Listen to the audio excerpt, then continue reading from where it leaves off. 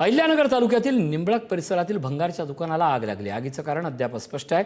अग्निशमन विभागाकडून आग विझवण्याचे प्रयत्न सुरू आहेत। भंगारातील प्लास्टिक साहित्यामुळे आगीनं रौद्र रूप धारण केले, तर सुदैवानं कोणतीही जीवितहानी झालेली नाही। MIDC पोलिसांसह अग्निशमन विभागाच्या 2 गाड्या या घटनास्थळी दाखल झाल्यात। उन्हाचा कडाका आणि गोडाऊनमध्ये असलेलं प्लास्टिक साहित्यामुळे आग लागल्याची प्राथमिक माहिती मिळते आहे।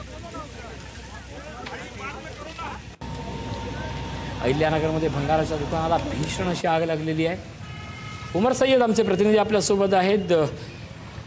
उमर, आग आटोक्यात आणण्याचे प्रयत्न कितपर्यंत सुरू झालेत? नक्कीच गेल्या 1 तासापासून आग आटोक्यात आणण्याचा प्रयत्न सुरू आहे। खरं तर अहिल्यानगर तालुक्यातील निंबळक परिसरात एका या भंगारच्या गोडाऊनला अचानक आग लागल्याची घटना समोर आली होती।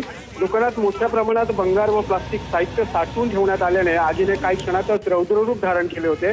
आगीच्या ज्वाळा आणि धुराचे लोट दूरवर दिसत असल्याने परिसरात एकच खळबळ उडाली होती। मात्र घटनेची माहिती मिळताच अग्निशमन विभागाचे पथक घटनास्थळी दाखल झाले असून आग आटोक्यात आणण्यासाठी शर्थीचे प्रयत्न सुरू आहेत।